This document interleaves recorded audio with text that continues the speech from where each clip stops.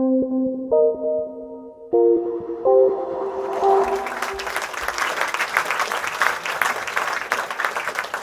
everyone, good afternoon, and I want to say that Judith and Oriol set me up very nicely for what I'm going to talk about, so I'll touch upon what they said and then build upon that.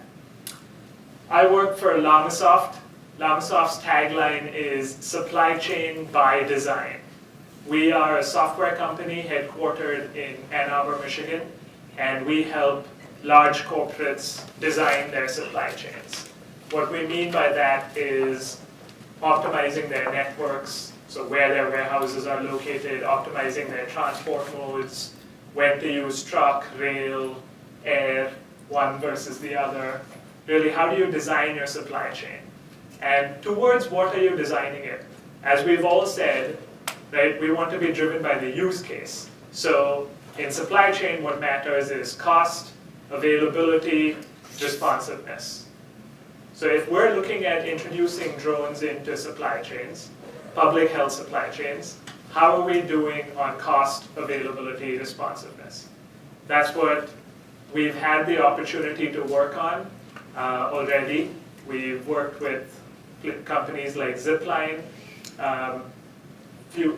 Wings for Aid, which is a Dutch drone provider, looking at the public health space, and we're now putting together a white paper on what combinations of UAV, product or demand class, and geography, if you look at those three dimensions, what combinations are likely to make sense and which ones are not. So you can use that as a prioritization for when you start. So that's an overview of what we're doing. I'm going to use today to speak about one specific issue which I think hinders us from making real headway, and I'm going to do that by using an analogy to another related area of robotics, driverless cars. Let's look at where they are, and then I'll come back to the UAVs and supply chain space and link it back to where we are with assessing cost, responsiveness, and availability there. So, looking at driverless cars, how many of you saw this? This got a lot of news play a few months ago, right?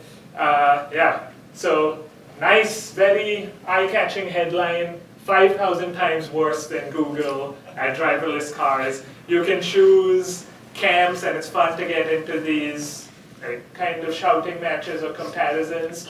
But really, as a data person, what I'm interested in is, what are these statistics? Where are they coming from? How are we measuring that they're 5,000 times better? How is this even possible? Right? These are highly private, large amounts of money behind this, so much press.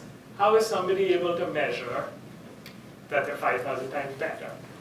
So there's some data behind it, and really this miles driven per disengagement is a measure that they're looking at.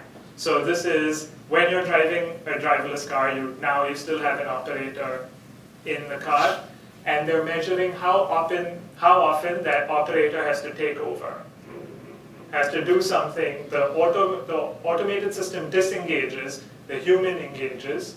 How often are different companies having to do that? And Waymo, which is the Google, the Alphabet subsidiary, has a lot more miles driven per disengagement. So, and Uber was coming out to about 1 mile per disengagement. That's where the 5,000 number came from. But so we know what the metric is, but we still don't know how are they able to get this metric, and why are these companies sharing this data, right? So it turns out the California Department of Motor Vehicles made it a rule that said you have to report this if you're testing in California. So if anybody wants to test, they have to report how often their cars are disengaging. Now that's really useful, because you're building this body of knowledge, right? As anybody, as a regulator, that's definitely something you care about. But even as somebody studying as a tech person, how far away are we from actually having driverless cars be everywhere on the roads? You want to know how well are they performing today? In what circumstances do they have to disengage? Where do I need to now focus my development effort to push it forward, right? So that data is really valuable. But this is a text-heavy slide, but there's a few important points on this. While we should laud the California DMV or the Californian government on asking for this, there are limits to this data. There's big caveat, right? They all submit, every firm submits data in different ways. There's different types of disengagement. What's driving the disengagement isn't clear, right? Companies test their cars in different conditions. So if you have a disengagement when it's really snowy or icy outside, or versus just driving on the highway on a perfect day, then those should carry different weights. But we don't know. The data doesn't require you to report what the conditions were, what type of disengagement you're reporting. And Uber, in fact, uses that as justification for why that number looks so bad for them. They respond to say, because the data are so different, anybody is allowed to report anything, and it doesn't make for an accurate apples-to-apples comparison, right? And if we look at two examples of data reported, you can actually see what I mean. So the second, in the graph you saw, you probably wouldn't have been apparent, but the company that came second was BMW. It said one disengagement every 638 miles. But it turns out, in their whole data set for a year, they only had one disengagement, and they drove 600 miles. Right? Versus Waymo drove several 100,000 miles, and this is all that BMW reports. No reasons, no why, where it happened, no what drove the disengagement, none of that. They just complied by the letter of the law, submit the data. If we look at Waymo's, this is more useful. It says where the disengagement happened, what the type of disengagement was, what the reason was, how much time it took for the manual person to take control. Right? Now this allows you to do some problem solving and make a lot more improvement. So the case I'm making is, what we're doing is, now coming back to the UAV space, right? At Llamasoft, what we're doing is trying to help design supply chains with UAVs in them. And as Judith said, this is a network optimization problem. UAVs aren't going to work everywhere. Oriol said certain types of UAVs may not work for certain use cases, right? So on cost, responsiveness, availability, how are different UAVs going to perform? So we're trying to look at data that we have from different projects. How does it compare to land transport? This is a logarithmic scale, right? So it's not linear because you wouldn't even be able to see large trucks on the linear scale. But if you're using a multi-copter, like the quadcopters, it's extremely expensive per ton mile to move something as opposed to a truck. Now we know that, but how much more expensive is it actually, and what use cases does it still make sense for? Right? That's what we're trying to get to. But where are these numbers coming from? For the land transport, we have pretty good body of evidence. We have many, many years of data. We know how much it costs to operate a truck. We know how reliable they are. We know how much we should budget for maintenance. We have a very good idea for how much land transport costs.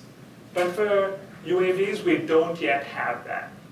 But we're in an area where there's a few pilots, all of the data from them is siloed. We don't have access to reliability, how much does it cost to maintain.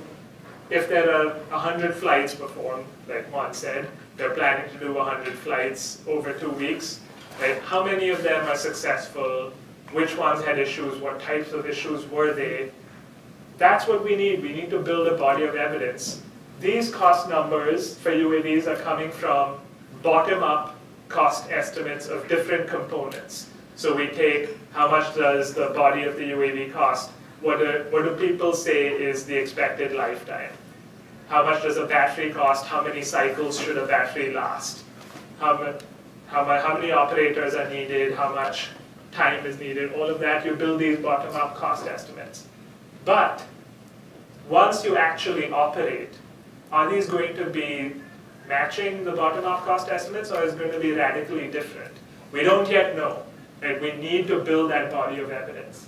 So here we come to what is the pitch for the project with the flying lab, right? How do we collaborate with the flying labs? So this is also an appeal to donors, which is if you are funding a project or doing a project that involves deliveries, then if you're a donor, you should make it mandatory or put it into the contract that you have to collect and report certain types of data from that pilot.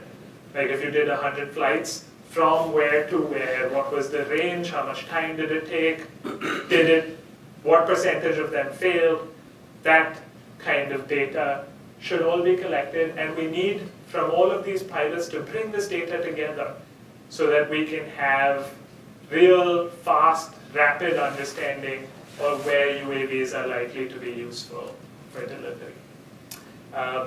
So the flying labs are doing a lot of these projects, they're planning a lot more. I'd encourage WeRobotics and the flying labs themselves to work with us at Llamasoft. We're happy to do this. This is something that we're interested in helping with. So if we just design what kind of data would be helpful to collect without being too onerous, then we should do that. And for the donors out there, once that template is ready, you should ask projects that you're funding to please collect that kind of data as well.